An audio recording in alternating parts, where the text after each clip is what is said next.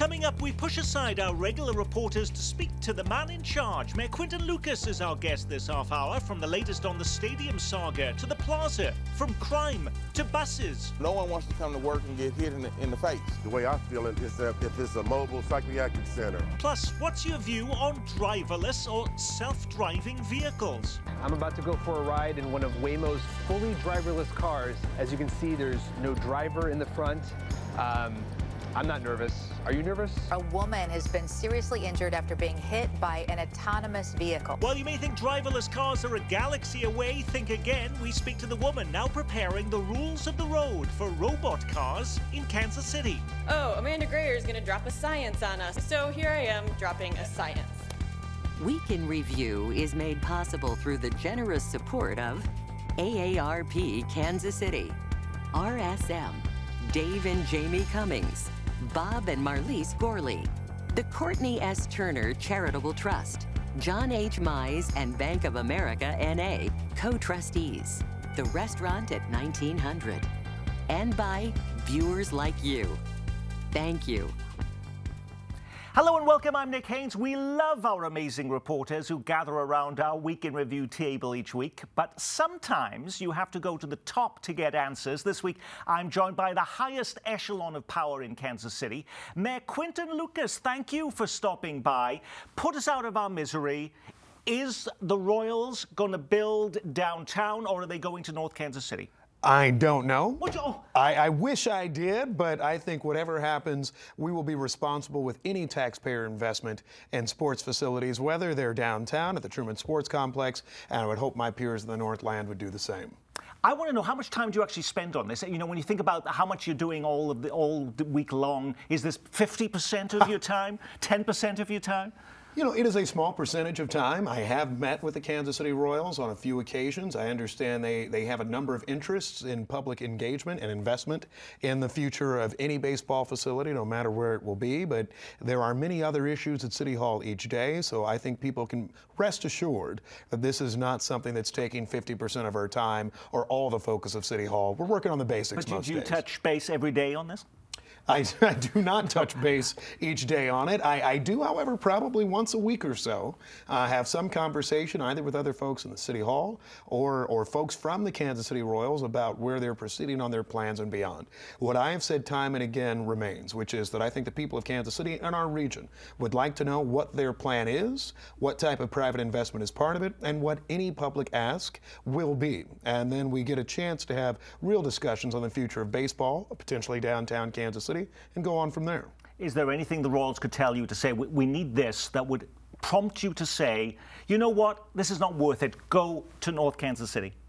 You know, I think anything where there would be no private investment would be troubling. I think this is different than what we saw 50, 51 years ago when local governments would say, we are so dying to have a team, we'll build it all for you, we'll pay for it all. I think people want to see a public-private partnership, really, with the private side taking the lead. I want to make sure that this is the sort of thing that leverages benefits from public transportation investment, other investments that we've made downtown over generations. And so those are things that make it positive, but yes, no real sharing and cost or responsibility would be the sort of thing where I think the people of Kansas City, and I think any responsible jurisdiction, and I know my friends in North Kansas City, Missouri are the same, would say, you know what, we don't think that would work for us. The fact that they want to get potentially a 40-year lease versus the 25-year lease of the stadium, that wouldn't be a deal breaker for you? You know, to me, not necessarily. I have lived in almost 40 years now with the Kansas City Royals playing in a venue that does not actually pay property taxes regularly, but generates in any number of other ways. I think a long-term relationship with Kansas City is actually not a bad thing. I think it's a positive. I also think that it's a positive if we could have that same conversation with the Kansas City Chiefs at the same time. You know, in the last, well, are you speaking with the Chiefs too every week? You know, not as regularly. I think the Chiefs have said we're going to let the Royals have their process, but that certainly they have an interest in making sure that they have a long relationship with Kansas City as well. I have had more casual conversations with the Kansas City Chiefs. There is nothing to suggest that they have any interest certainly in leaving the Kansas City region ever. You've heard that. You've heard Clark Hunt talk about his connection and affinity for Arrowhead Stadium. And so I think that is a retention effort that we would likely be looking at there. The Kansas City Royals certainly have been a little more creative on where they wish to be. In the last few days, we've learned that a Texas company wants to swoop into Kansas City and buy the Country Club Plaza. You've called this one of the most exciting things to have happened on the Country Club Plaza in 25 years. But it's currently owned by a mixture of a Michigan and California-based real investment trust company.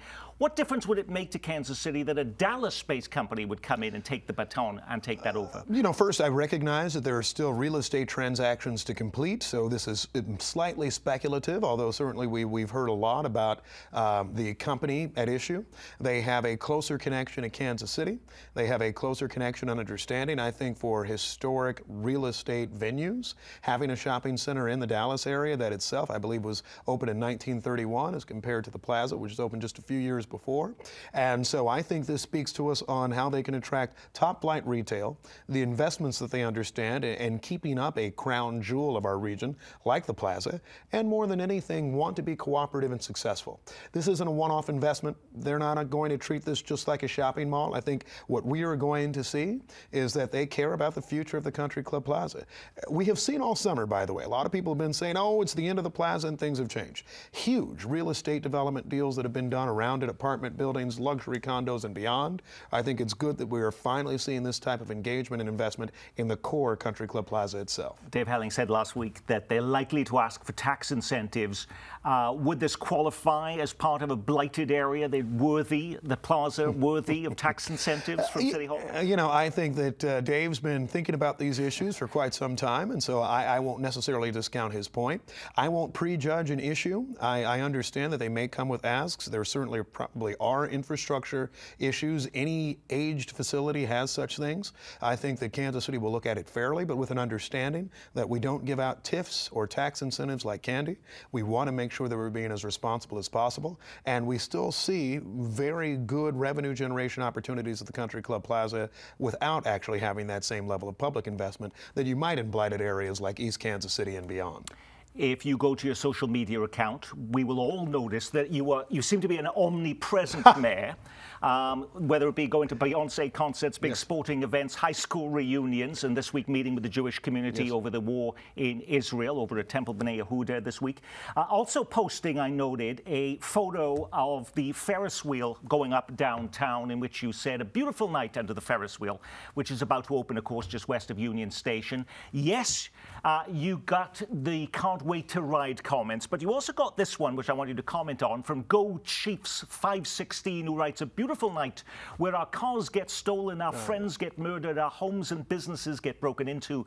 The police won't answer the phone. When they do, they don't come for hours. If they get caught, they get released immediately because we have no jail. Now, you didn't respond to this comment, but if you were to run into Go Chiefs 516 when you're out and about this week, how would you respond to his complaints? You know, there are many that try to, I think, fit in an omnibus complaint on every issue in Kansas City on comments that are wholly irrelevant to that. Let's talk first about the merits of the Ferris wheel itself, which has become this Rorschach test for Kansas City and their feelings of what you think the Ferris wheel looks like and broadly development and everything in Kansas City.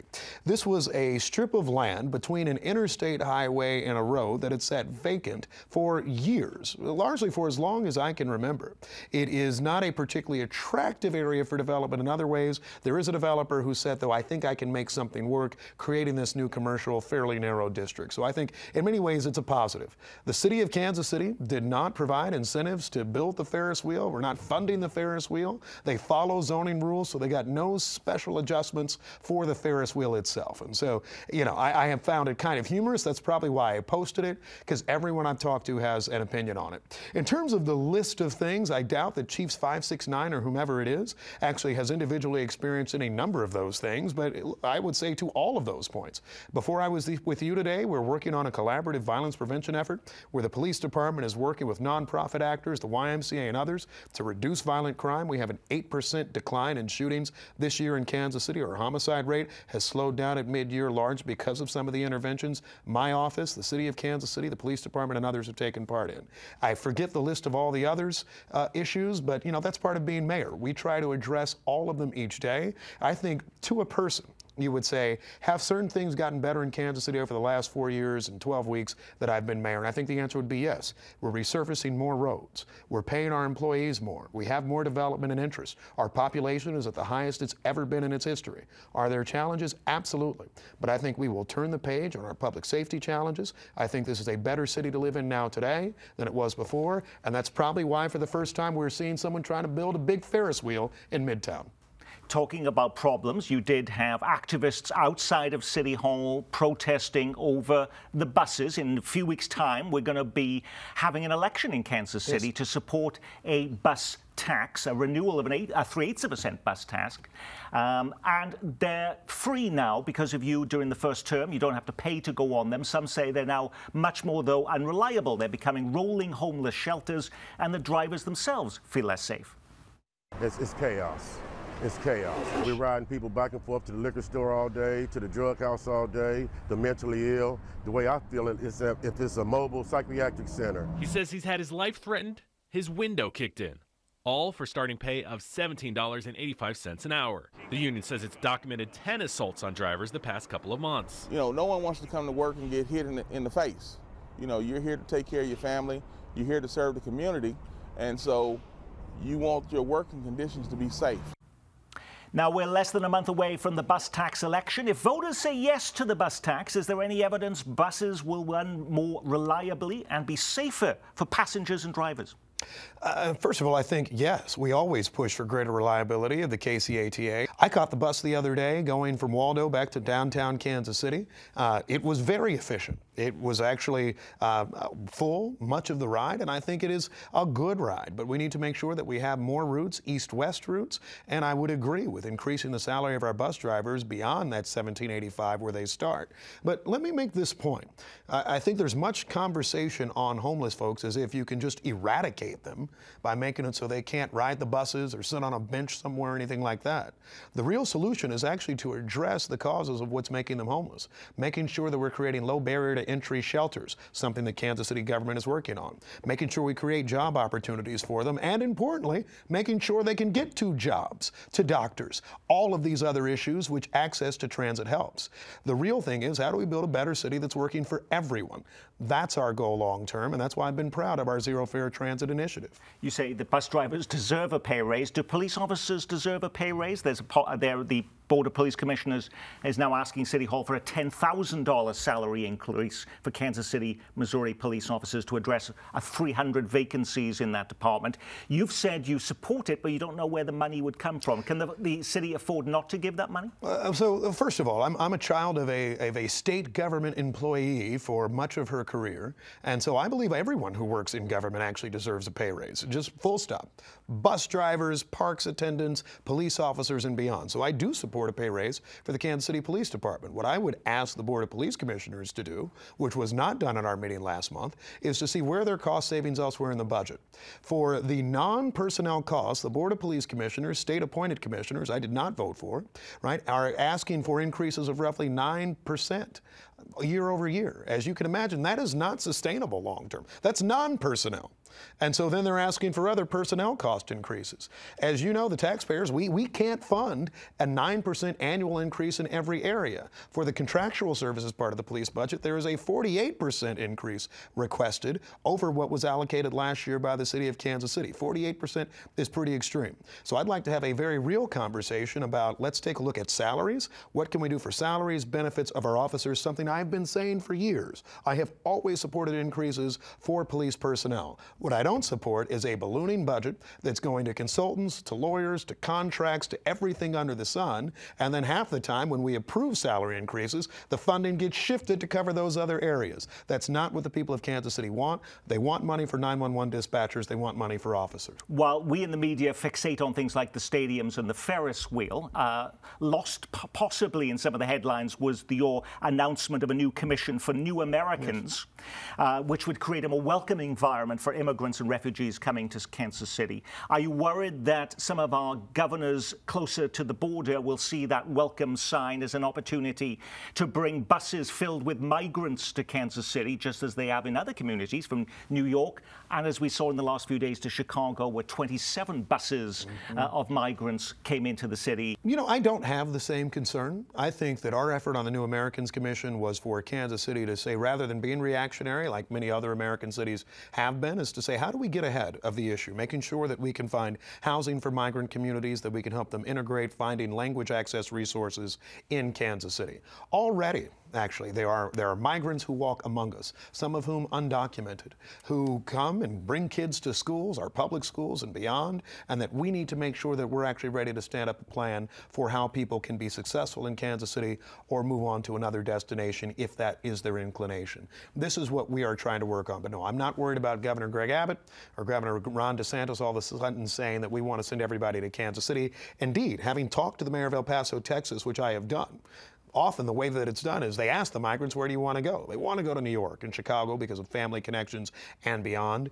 We want to make sure that Kansas City is ready for whomever may be present, while our federal actors, the president and Congress, look to long-term solutions on immigration issues. Huge swarms of the globe are expected in Kansas City in just a few years. We're less than 1,000 days away from the World Cup coming to Kansas City. What is the biggest issue that keeps you up at night when it comes to hosting such a huge global event in Kansas City? You know, it's what we've talked about today, actually. How do people get around? How does transportation work? How do you have access to all of the venues, from Fan Fest, which likely will not be at Arrowhead Stadium, to the games that are at Arrowhead? And how do we make sure that there are successes for everyone involved throughout Kansas City, from downtown to the Missouri and Kansas suburbs? Those are issues that I think about a lot. I don't know if we have an answer yet, but I know we're working hard to get to it. Mayor Quinton Lucas, thank you so much for being with us on Week in Review. I mentioned the documentary we're doing on the 100th anniversary of the Country Club Plaza, which, by the way, you're also in, Mayor Lucas. Yes, sir. Along with a whole swarm of stars of the last political big names over the last 30 years, including some of the members of the J.C. Nichols family. But it looks at the 100th anniversary of the Country Club Plaza. Here's a quick teaser.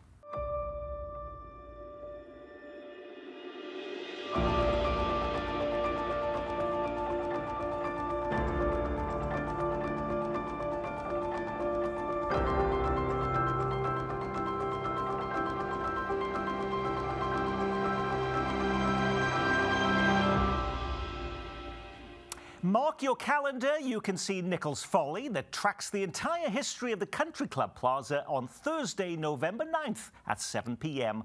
on Kansas City PBS. Now, in the words of Monty Python, and now for something completely different. What's your feeling about driverless cars? Exciting and promising, or downright scary? While we think it's not something we have to worry about for a while, think again. Next, we're going to meet someone prepping Kansas City as robot cars get ready to join us on the road. It's not a galaxy away after all. It has arrived. Did you know Walmart is already operating driverless delivery trucks in Arkansas and Texas? And did you know San Francisco now has not one, but 2 driverless taxi companies picking up customers in the city? I'm about to go for a ride in one of Waymo's fully driverless cars. As you can see, there's no driver in the front. I'm not nervous. Are you nervous? I think the technology is amazing. It feels like we're living with the Jetsons. A woman has been seriously injured after being hit by an autonomous vehicle. Concerns about the safety of autonomous vehicles is cropping up once again after back-to-back crashes. One of those accidents involving a city fire truck. It's impacting public safety, and my concern is that it's going to have dire consequences at some point. If you think all of this doesn't concern me here, that's about to change. With us is Amanda Greer, Chief Innovation Officer at the Mid-America Regional Council, who's helping prep Kansas City for this new era of driverless vehicles. Amanda, thank you for saying yes to us. Yeah, to have somebody with a science background on this program, that's very rare to see anywhere on television these days, so we appreciate that. But is it possible that we actually have, without us knowing, driverless vehicles on our roads right now? No. We don't have any? Not in Kansas City. But you have been looking at what those rules of the road should be in Kansas City. What are those rules of the road that you're looking at? In some cases, it's creating separate lanes for autonomous vehicles, and so they're not in mixed traffic, at least while they're being tested. In some cases, it's looking at, so I think it was Tennessee perhaps had to change a statewide rule. The rule on the books in the state of Tennessee was that you had to have a driver in a seat with 2 hands on the wheel. And that was just state rules on traffic on the roadway. And so we don't have anything exactly like that here, but there are state level rules, there are local rules about transportation that apply to all of these things. You know, we saw some clips from San Francisco, again, with the rival robot taxis going there, but that's one city in one county in one state. We have lots of issues here jurisdictionally. We have 2 states, lots and lots of counties, lots and lots of cities. Could we find ourselves in a situation that you could not use a driverless vehicle in one part of town and then in another part of the metro, they would ban it? Yes, absolutely. We could find ourselves in that situation. So that was the impetus for doing that AV policy framework early. If you think about driving from Liberty to Olathe and you stay on I-35 the entire time, or you take any detours, the number of counties, state lines, city boundaries that you cross, just even staying on the same highway, how do you make sure that someone has a relatively seamless experience through those jurisdictional boundaries? Wow, it's a lot to be thinking about. As we look at those video clips, including those Walmart driverless trucks, how far are we away, in your judgment, from seeing that in our own metropolitan area? There's a lot of interest. We have a lot of freight and logistics here. I don't want to put a specific timeline to be held to, but I can't imagine they're that far off when it comes to goods delivery and good. You know, when I have ridden in autonomous shuttles in a couple different places that are meant for people movement. I think there could be a lot of opportunity for those types of things where it holds 6 to 8 people, and there's usually a steward on board that acts as sort of an ambassador. They're not actually driving, but could take over if they needed to, and just acting as kind of a circulator in between areas of interest. I think that could be a really good opportunity, maybe for the World Cup or something like that. When you think about the rules for driverless vehicles, there are sometimes some unintended consequences, like this one. Reports that some people are having sex in the robotaxis with no driver around to stop them, adding to the intrigue for locals in the city. It's cheaper than a hotel room, but a little cramped. You know, we're very inventive when it comes to illegal sexual activity in this town. How many studies has the Mid-America Regional Council done on that particular challenge? 0 to this point. Okay, but again, you never actually know. One thing you did find in your studies, though, you see the opportunity, of course, for the word freedom, and that is particularly for people with disabilities and older adults. Yeah, one of the things we specifically did in that process was engage the senior centers. We talked to folks who both worked for and engaged with senior centers in the region and talked to them about what their opportunities might be in terms of being able to get to the grocery store, being able to get to doctor's appointments, relatively short distances, but transportation is such a barrier for those kinds of things. And so figuring out where we might break down some barriers without using populations like that for, you know, we're not trying to use anyone as a guinea pig. We're not trying to test things on people that don't have choice and are kind of forced into it. So making sure that these technologies are thoroughly tested, but that we really do examine the opportunities that they could provide too. Now, speaking of innovations, are we finally about to solve another modern-day vehicle technology dilemma? Can electrified roads help solve America's electric vehicle charging problem? Did you see that Detroit now is becoming the first city in the nation to install electric roads that will allow you to charge your vehicle while you drive? They're wrapping up a 1-mile stretch of experimental road right now, with Orlando and the Pennsylvania Turnpike soon to follow. Amanda, what about us? Forget about the World Cup. Could we be next for this? You know, I don't know if it specifically involved charged roadways, but I know City of Lenexa got some money from KDOT to look at some smart roadway projects not too long ago. I think the way to think about electrified roadways, think about it more like the charging stations you might see at a stadium where you can top off your phone. It's not, you know, it's not something that's going to fully charge your vehicle. You'll still need home charging or retail or workplace, you know, something that really gets you that longer charge, but it could provide just enough to get you home without having to stop somewhere or keep you at a level that you're comfortable with, and start addressing some of that so-called range anxiety, where people are concerned that the battery's not going to get them as far as they need to go. But it's also a great expense. At $1.2 million at scale, they say, dollars for every mile. And in a city like Kansas City, that is just the city itself, 300 square miles, that would add up pretty darn fast. Well, I think I saw a study not too long ago on the electrified roadways, and the percentage that I saw was that to be really useful, only about 25% of the roadway really needed to be electrified to actually see a difference in, the whole fleet. So I don't think 100% of the roadways would need to be electrified to actually have a benefit. But yes, it is a non-trivial expense on top of all the other expenses for a transportation system. We as reporters fixate a lot in this community on these big ticket items like visible ones, like the new ballpark downtown or the Ferris wheel that's going up right next to Union Station.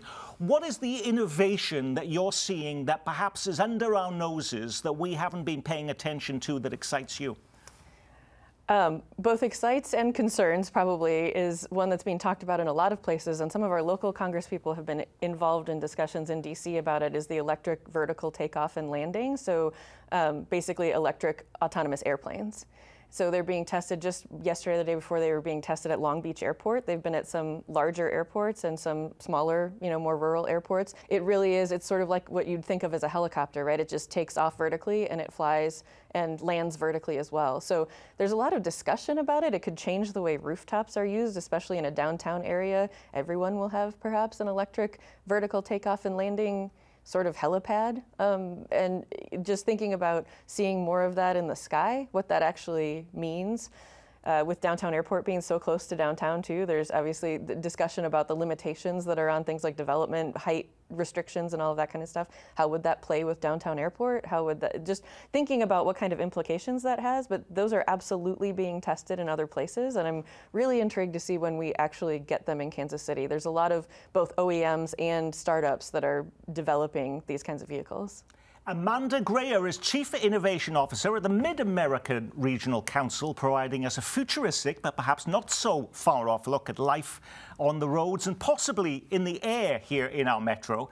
Thank you so much for being with us. Absolutely. Next week, there is no Week in Review. We are being preempted by Oscar-winning director Kevin Willmott. The Kansas-based filmmaker has just released a brand new documentary about hate in our region. It's called No Place Like Home, and it premieres in this time slot next week. We'll be back 2 weeks from now as our reporters return to roll up their sleeves and dissect Kansas City's most impactful news stories. Until then, I'm Nick Haynes. From all of us here at Kansas City PBS, be well, keep calm, and carry on.